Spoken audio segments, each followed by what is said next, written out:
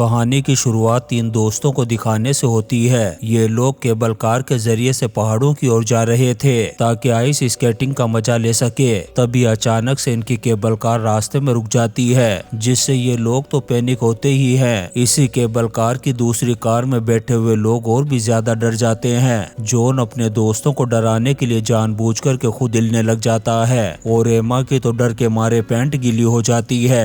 Danny एमा के साथ बातें करते हुए उसे रिलैक्स करने की कोशिश कर रहा था। तभी ये केबल कार वापस से चल पड़ती है और फाइनली ये लोग पहुंच जाते हैं पहाड़ की चोटी पर। यहाँ आते ही ये लोग स्केटिंग करना और मजे लेना शुरू कर देते हैं। काफी देर एंजॉय करने के बाद ये लोग फाइनली पहाड़ से नीचे आ गए थे।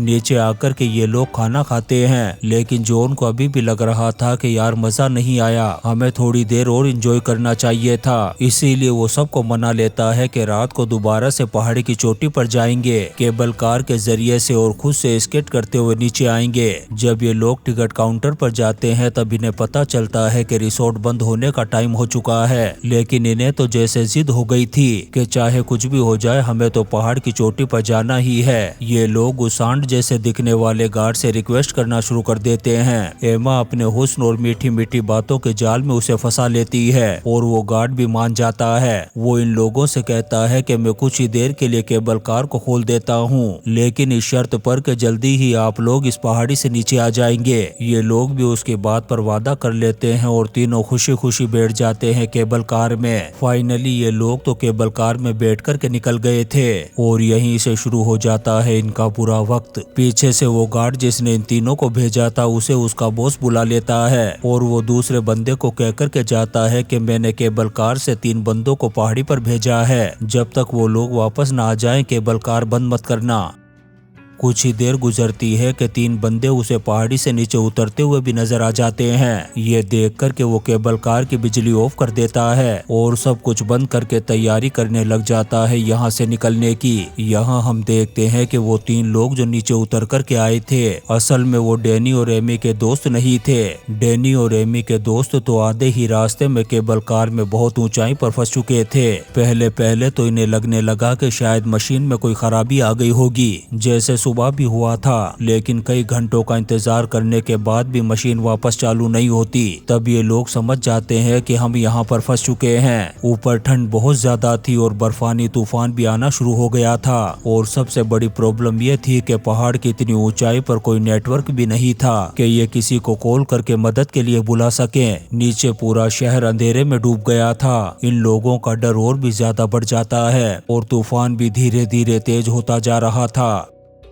अब इनके उस साथी को भी डर लगने लगा था जो पहले इनको सहारा दे रहा था। वो डर के मारे रोने लगा और जोर जोर से चिल्लाते हुए मदद बुलाने की कोशिश करने लगा, पर इनके अलावा उसकी आवाज को सुनने वाला यहाँ कोई भी नहीं था। आखिरकार ये लोग हार मान कर के चुपचाप बैठ जाते हैं और इस चीज को एक्सेप्ट कर लेते हैं कि आज रात इनकी जिंदगी की आखिरी रात है। लेकिन तभी अचानक से इन्हें नीचे एक स्नो ट्रैक्टर आता हुआ दिखाई देता है, जिसे देख कर के ये लोग खुश हो गए थे। ये अपनी चीजों को नीचे फेंक करके उसे अपनी तरफ अट्रैक्ट करने की कोशिश करते हैं, लेकिन ड्राइवर इन्हें नोटिस ही नहीं कर पाता। वो यहाँ अपने साथी को लेने के लिए आया था जो पहले ही जा चुका था। आखिर वो गाड़ी यहाँ से चली जाती है और इनकी आखिरी उम्मीद भी टूट जाती है। तूफान तो अब रुक चुका था, लेकिन ठंड काफी बढ़ गई थी। सांस लेना भी इनके लिए यहाँ पर काफी मुश्किल हो रहा था। तभी डैनी को एक बात याद आती है। उसे पता चला था कि आने वाले 2-3 दिन तक ये रिसोर्ट बंद रहेगा, क्योंकि इन 2-3 दिनों में कुछ खतरनाक तूफान आने वाले हैं। यानी कि अगली सुबह भी रेस्क्यू होने के सारे चांसेस खत्म हो चुके थे।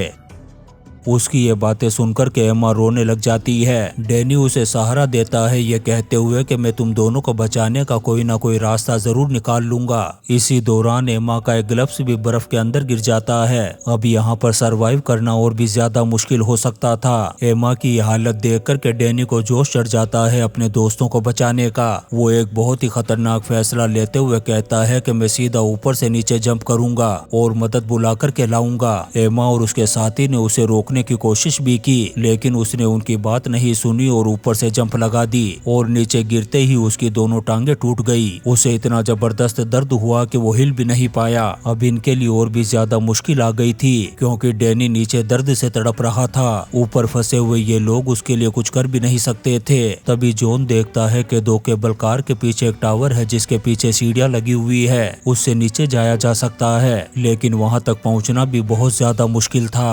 एमा जॉन को हिम्मत देती है और वो कार्ट के पिछले हिस्से पर पहुंच जाता है, लेकिन जैसे ही वो एक आध कदम आगे बढ़ता है, लटकते हुए उसके ग्लव्स भी कट जाते हैं। उसे भयानक दर्द होने लगता है और वो डर कर के वापस कार्ट के अंदर आ जाता है। नीचे का मंजर और भी ज्यादा खतरनाक हो गया था। यहाँ पर अब तूफान भी आने लगा था। डैनी दर्द से बेहोश हो चुका था और यहाँ जंगली जानवर भी मंडराने लगे थे और ये सब उनके डर को बढ़ाने के लिए काफी था। जानवरों के करीब आने की वजह से डैनी को होश भी आ गया था। ये देख कर के उसने अपने मुंह पर केप ढक ली, क्योंकि वो उनसे बचकर के अब भाग भी नहीं सकता था।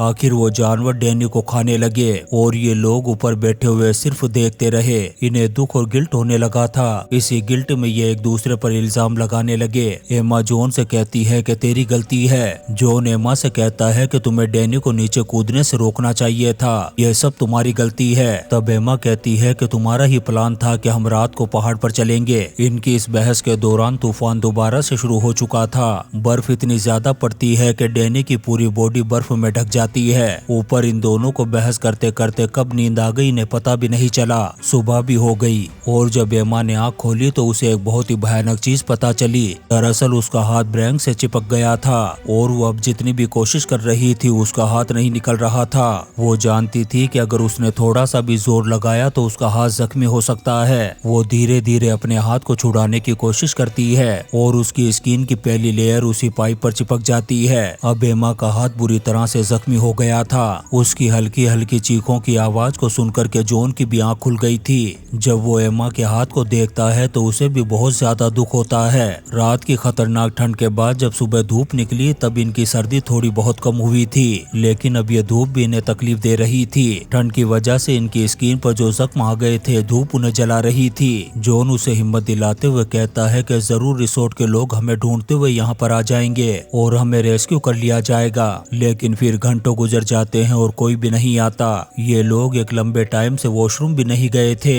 इस वजह से इनके कपड़े भी गीले हो गए थे और ये लोग कुछ नहीं कर पाते। कपड़े गीले होने की वजह से ठंड भी बहुत ज्यादा लग रही थी। आखिरकार जॉन फैसला करता है कि अब बचने का कोई भी रास्ता नहीं है, इसलिए वो हर हाल में टावर तक रेंगते हुए पहुंच करके रहेगा। अब वो अपनी सारी हिम्मत को जमा करके खड़ा हो जाता है और कार्ट के पिछली तरफ से ऊपर केबल को पकड़ लेता है। जैसे ही थोड़ा आगे बढ़ता है ग्लव्स कटने के साथ साथ उसका हाथ भी जख्मी हो जाता है। दर्द बहुत ज्यादा हो रहा था और रास्ता भी बहुत लंबा था। जॉन के लटक कर के जाने की वजह से एमा की कार्ट को एक जोरदार झटका लगा, जिससे उसे पता चला कि कार्ट का एक स्क्रू ढीला हो चुका है, क्योंकि अब कार्ट कभी भी नीचे गिर सकती है। इसलिए अब जॉन पीछे भी नहीं जा सकता था क्योंकि एमा की जान खतरे में थी। काफी मुश्किलों के बाद आखिरकार वो पहले कार्ट तक पहुंच जाता है। इसके आगे एक और कार्ट थी जिसके पास वो टावर था जिसकी सीढ़ियों के जरिए से उसे नीचे उतरना था।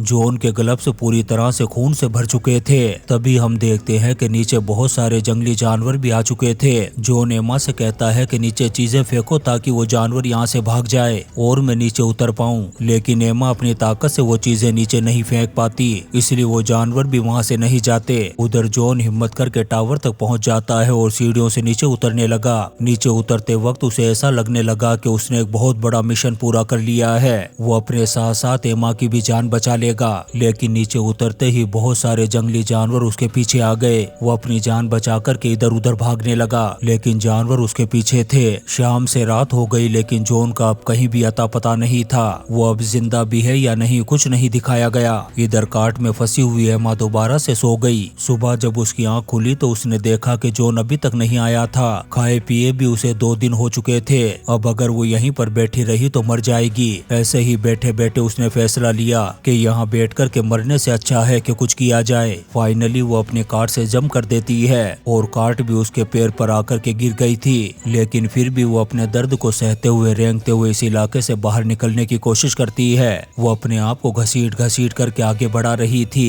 रास्ते में उसने देखा कि बर्फ पर खून के निशान थे।